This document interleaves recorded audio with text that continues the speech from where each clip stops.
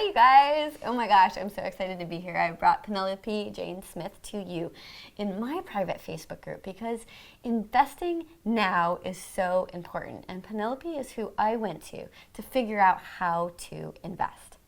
And so one of the things in my own investment journey and becoming financial free was I had to overcome some obstacles on investing. And so I wanted you to share what they were and how we can get through them because I want you to invest. I know you guys are all so successful entrepreneurs, and this is a piece that I think a lot of us are missing. Okay, so we want to talk about like what keeps successful entrepreneurs from investing? Why do they stop, and what can they do to overcome them? Okay. Good question. Awesome. Mm-hmm. Yes. So, I work with a lot of 6 and 7 figure entrepreneurs who are really good at making money, but they don't necessarily realize that growing money is a whole other skill set. And so I think one of the things that really gets in the way when you have a successful business from saving and investing for the future is if you've hit 6 or 7 figures in your business, like you have some confidence in your skill set, you have some mastery. Like when you first started your business, maybe you felt a little awkward and there was a learning curve. And of course there's always more to learn. Like being an entrepreneur is kind of like the ultimate personal development workshop, that and being a mom, right? And if you're an entrepreneurial mom, well, you got a lot of growth ahead of you. But by the time you get to that level, you have some confidence, you know what you're doing, right? But the thing is, like, making money and growing money are two entirely different skill sets. They're two entirely different worlds. It's like two different sports, like baseball and figure skating. There's different rules. There's different skills. And so I think that like it's hard to take yourself out of like where you shine, where you've like built this mastery, and go back to being a beginner again and learn a whole new skill set. You say that so well. Right? You do. You say it so well. It makes so much sense. Like, why would you? Especially when it's so scary and there's so much fear behind it. Yeah. But there's such a reward, right? Totally. Because if you just always invest in your business, you never have the freedom of having your money growing for you and having that passive income take care of you and your lifestyle.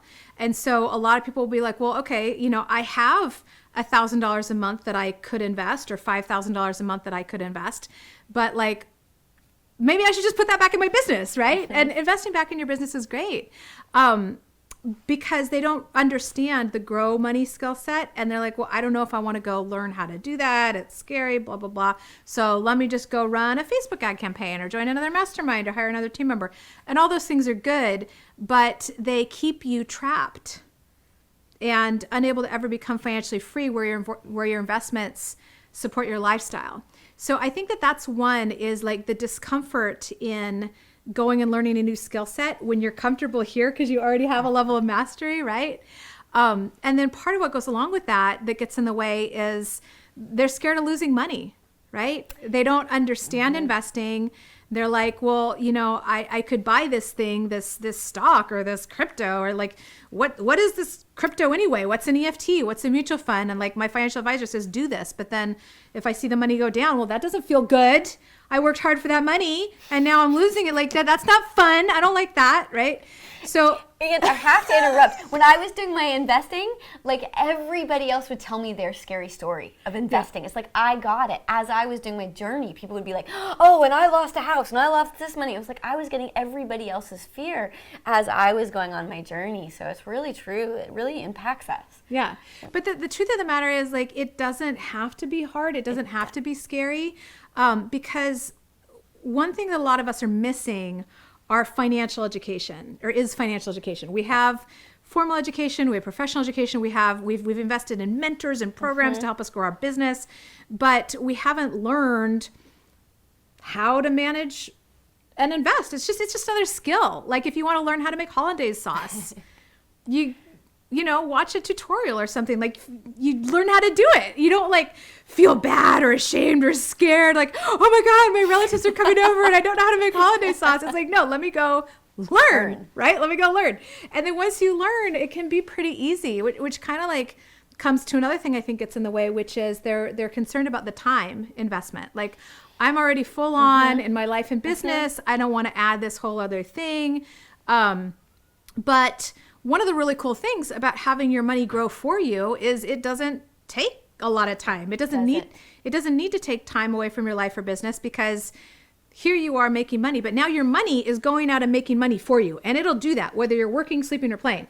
So if you want to stay focused in your business and have your money go grow and make little baby monies, you can do that, right? So, I mean, seriously, just like a few hours or a few days of financial education to set up some basic systems. You can automate a lot of this, understand your investment strategy, and then you're good to go. Your money can just do its thing and grow and make babies and work for you, right? So I think those are the biggest things, is like getting over the discomfort of not having mastery, being scared to lose money, but like education solves all that. It does. And the time. And if you realize that there's a whole different world where it's growing for you and it doesn't have to take a lot of time, then I think it could take a lot of that away and give you a lot of ease, peace, and freedom. Like, wouldn't it be nice if you weren't dependent on like, ooh, I need this event to be profitable, or I need this launch to be profitable. Like, if you had enough passive income coming in to cover everything, and you were just doing your business because you loved it and it was fun, like, that creates a lot of spaciousness, right? Sure does. Thank you. So I found that a lot of when I spoke with my clients and people in my world, like, there's this confusion of what investing means. Like, what does it mean to invest? And like, so when I started my investment journey, I would hear lots of different things, like what people are doing and this and that. And really, I kind of want to have you, Penelope Jane Smith, is a financial freedom teacher, and I wanted her to explain, what does really investing mean and what are the benefits that it can provide one? Okay, cool. So here, this might be a little woo-woo, but here's how I look at it. Okay, so you have a certain amount of life energy, right? And you have to use a certain amount of that life energy to just stay alive, like breathe in and out, eat, take a shower, right? And then you take some of that surplus life energy to go and create value for somebody else. You deliver a coaching session, you make a cup of coffee, you do these things for other people to create value for other people. And they reward you with money. So if you think about it, money is kind of like a placeholder for your life energy. Money is energy, right? Then what investing is you take some of that energy that you have now put into the form of money, and you can then go and almost like duplicate yourself, because you can take some of this energy that started off as your surplus life energy, and you can go put it into other people's projects and things and companies, where that money can now, and that energy can now go expand and multiply and have babies and create more, right? So let's say I take some of that money and I put it into a company I like let's say Amazon, right? As Amazon grows, that money now grows as well. And it's using their life energy too. It's not yours. It's like a combo of different people's life energy. So I love that investing allows your money to grow for you and work hard for you, because a lot of us have been so conditioned to work hard for money. Work hard for money. Hard work always pays off. That's not even true. No. Have you ever worked really hard and it didn't pay off? I have. Where's that? Like, what? But you've heard that, right? And with this is a totally different thing. This is, instead of you working hard for money, this is your money working hard for you. And the truth of the matter is, your money can work a lot harder for you than you can work for it. It can like grow and multiply 24/7 for years on end, where you eventually have to like take a nap or something, right? But your money doesn't have to. It's just like, let me go multiply, let me go grow, let me go do this for you, right? And it can really take care of you. Like we were talking earlier, and I shared how if you were investing like $50 a month for 40 years, if you got a good rate of return on that, you've put in like $24,000 of your own money, but that can grow to over $1 million. So that like your money can be growing and multiplying, whereas if you had to just generate that $1 million, that would be a lot of work, right? Whereas generating $50, pretty doable. One of the things that I wanted to bring to you today, I'm very excited, is that if you have any money, if you have $1,000, you have $100, you have $5,000, you have $50, what can one do today to start on the road of investing? And then what does that give you if you do that? Awesome. Well, I love the way I think about it is like every dollar you invest, every penny you invest, it's like planting a money seed that can turn into this beautiful tree that gives you delicious organic fruit for the rest of your life, right? So when you get into that prosperity cycle of having your money growing and working for you, it creates more ease, peace, and freedom around money. And you can start with the smallest amount. Like at my Financial Freedom 101 event, we do an exercise where I say, hey, if you could choose between me giving you $100 today, right now, guaranteed, instant gratification, or a penny today, but the penny's going to double every day for 30 days. I'll take that one.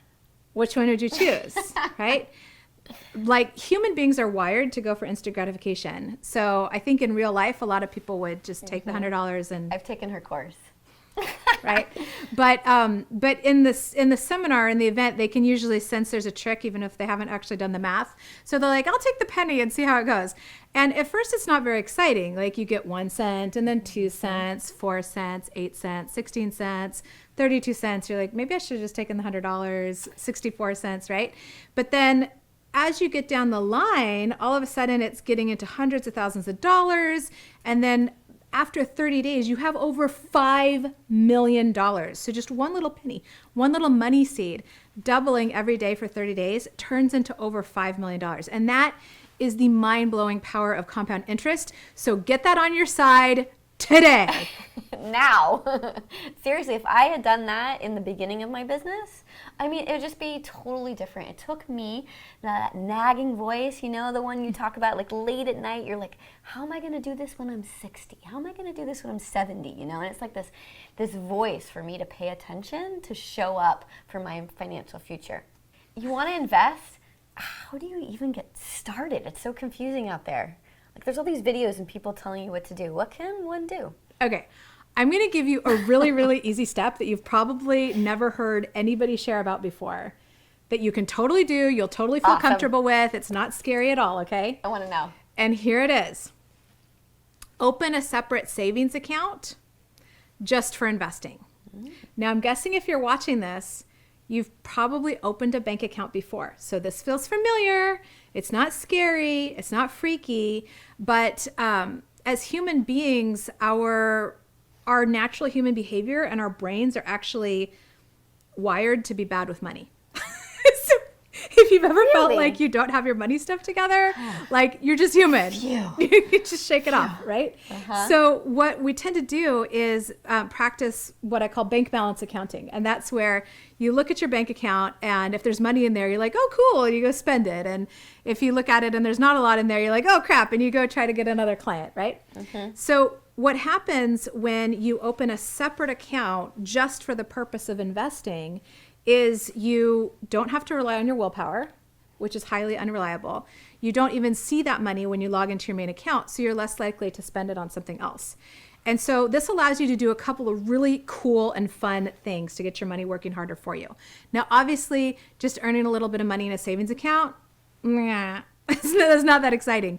But the system, the habit, that's really exciting because check this out. Most people, when they say they saved money, like, oh, I lowered my insurance and I saved $20 a month. Or let's say you go to Target and the shirt you want to buy is $10 off. You're like, oh, you saved $10. Like, that's fun, right? Well, where's that money now? It didn't really saved. It just got spent on something else, right? So what this account allows you to do is it allows you to transfer money from the make money world to the grow money world so it doesn't just get spent on something else. Right? That's key. So one thing you can do is set up an auto transfer from your regular checking account into your investment account because the habit of managing your money is more important than the amount. So pick some amount that feels doable for you, $500 a month, $100 a month, $50 a month, $25 a month, whatever you can do. Start now. You know, one of the things we've talked about is the best time to plant a tree was 20 years ago and the second best time is today, right? So get that auto transfer going into the savings account. That's something that's pretty easy to set up. And then anytime you save money on a recurring expense, like let's say you call around and you lower your insurance rate, right? And you save $20, up the amount of your auto transfer, right? And now it's $20 going in there. And if you start making more money, instead of just expanding your lifestyle immediately, up the amount of your auto transfer. And the the studies have shown that people who set up an auto transfer are able to save like 81% more. Like it's staggering. It's really cool. Yeah. And so that's going to help you save more and put it into the Grow Money world. And then you can also, I like to make a note on my phone when I save unexpected money. So if I go to the Target and it says you save $10, then I have a note on my phone called transfers. And I put, the date, $10, Target. And then on my money date, which is my sacred time in my schedule to like pay attention to my money, then I transfer that money into my investment account. So this separate savings account just for investing, it's like a place to park money to keep it safe from getting spent on something else while it's on its way to be invested in other places. Okay, so obviously you don't want to just invest in a savings account and never in anything else, because probably the little bit of interest that you get isn't even going to keep up with inflation, right? But it's an easy way to start, and it's a good way to create these habits and systems. So then the next thing you want to look at is actually investing in assets, like buying assets that can give you passive income. So maybe you want to invest in real estate, maybe you want to invest in stocks, cryptocurrencies, ETFs, mutual funds. We could talk about like IRAs and stuff like that. But one of the easiest places to start, since most of who we work with is business owners, and you're probably like pretty focused on your business. So if you want to get started investing in a really, really passive, easy, automated way, then you can set up an investment account. So a checking account is a type of account that lets you write checks. An investment account is a type of account that lets you buy investments inside it. And there's some that have special tax breaks, like an IRA has tax breaks. So we can talk about that if you want. Yeah. So you can open it up with an account with tax breaks, like a IRA if you're in the United States, or a TFSA or RRSP if you're in Canada. And practically anywhere in the world, you can open what's just called a brokerage account. And that's the type of account that lets you invest in stuff. So there's a ton of like really inexpensive online brokerages where you can open an account for free. You can trade for free. So that's my preference, like TD Ameritrade, E-Trade. Any of these are great. Outside of the US, International Brokers, TradeStation, those are really popular. But you just open an account on one of those. And now any money you put in there, you can then put into investments. All right.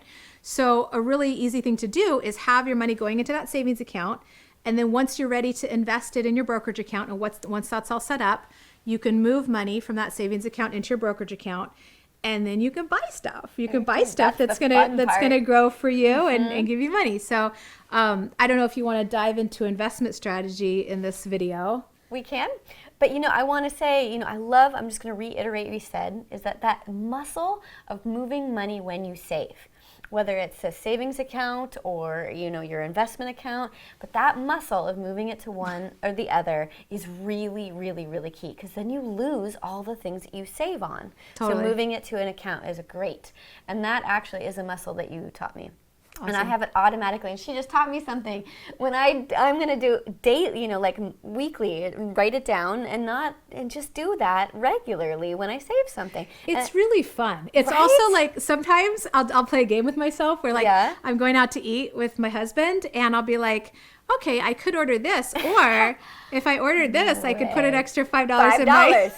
But why not? And then I make a note of it. Right. I have my monthly transfer. What I do is I do a monthly transfer, and then I can do several times when I save something. What a goal. Thank you. That was a really great tip for my muscle to press, that button. But yeah, let's talk about some investment strategies. So when it comes to investing, what you want to do is look at your strategy first, and then specific investments or symbols second, okay?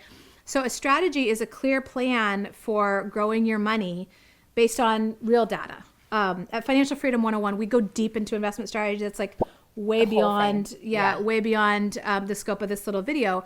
But the point is you want to have a plan, and then you want to choose investments that fit that plan, right? So like, for example, Dave Ramsey, he's a really well-known financial guy. His investment strategy is buy and hold 4 different types of mutual funds. Mutual funds are things where you have a whole bunch of investors' money pooling money together, mutually funding this thing, right? And then that fund goes and buys stocks for you, buys like a whole bunch of different stocks or bonds or whatever. There's different types of mutual funds. So Dave Ramsey says, get 4 different types. Get one that's like a growth fund. Those are companies that are growing. Growth and income, that's a combination of things that are growing and things that give you dividends. Aggressive growth, those are the ones that are like, woo, all over the place, but over time should grow more. And international. So that's the Dave Ramsey strategy. So if you liked that strategy, then the next thing you would do is you would find a growth fund, a growth and income fund, an aggressive growth fund, and an international fund.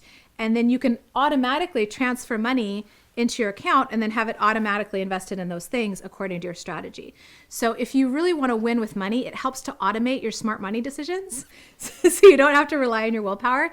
It takes a little business, right? I mean, it's your business. You do it. So it takes a little time to like learn about strategy, make sure you feel clear about it, choose which things you want, set up the auto transfer, but then you can put yourself on prosperity autopilot and just have your money growing and working for you while you get to put most of your energy just into enjoying your business and your life. Yeah, and that's one thing that Penelope did for me is like I got to see that there was several different ways that I could percentage my money in different buckets, right? And so you didn't tell me, Lindsay, you need to do that. It's like you taught all the different ways and I got to say, I like that one. And so I have my money in different kind of categories and percentages of total. And I have like a little fun one that's like risky. And I get to play with it. And that's where I get a lot of fun. But I never could have gotten that if some of the money wasn't put in something that I felt more comfortable and safe in, right? Because I thought the whole thing was this little category called scary. And it's not, because you have the whole plan and it's set up for you. And then if you want to, you can have a little separate thing to have some fun. And now I look at my phone, I'm like, whoo, but it's just within this little account. That's awesome. But the point is, like, when you have a plan, then investing doesn't have to be scary. Yeah. So Penelope, what is the difference between like an IRA and a 401k and a tax shelter? What are all these things and these terminologies that people throw around? Okay, awesome. So all of those are a type of investment account. So you're probably familiar with like a checking or savings account, right? So a checking account is a type of account. It's a type of account that lets you write checks. An investment account is a type of account that lets you buy investments like stocks, bonds, mutual funds. A typical investment account that you can get pretty much anywhere in the world is just a brokerage account. You can go to an online brokerage like TD Ameritrade or E-Trade and you can just set up an account and then you can buy stocks and stuff with it. So all the things you were talking about, tax sheltered accounts, 401ks, IRAs, those are all investment accounts that have special tax breaks for retirement because the governments of the world want to incentivize you to fund your own retirement so that they don't have to support you. Right. I mean, basically, right? So in the United States, my favorite one, I'll go through like Penelope's hierarchy of accounts, please. Right? Please. So the first place I would go is anywhere you can get a match. So like some companies have a 401k plan and they'll match up to like a certain amount or a certain percentage. So when you put money in and you get that match, that is an instant 100% guaranteed ROI. You have doubled your money instantaneously. That is awesome. I like that. Yeah, okay. Very much so. So anything with a match is where I would go first. And if you have the choice between a Roth 401k with a match or a traditional 401k with a match, then I tend to favor Roth over traditional. And the reason for that is anytime you see that Roth in front of something, what that means is you're putting after-tax money into the thing, so you don't get a tax break on the money you put in. But it can grow tax-free, and then you can take it out tax-free, which is amazing. This is like the easiest, most passive way to become a tax-free millionaire is with a Roth IRA. It is like my favorite thing ever. I can't get enough of it. And a lot of people will go the traditional route because they get a tax deduction now. They get that instant gratification.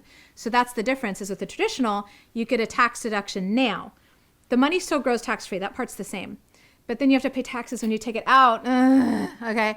My husband and I kind of, not fight. We kind of argue about this because he's like, well, I would rather get the tax break now and then pay taxes later, and maybe I'll be at a lower tax rate.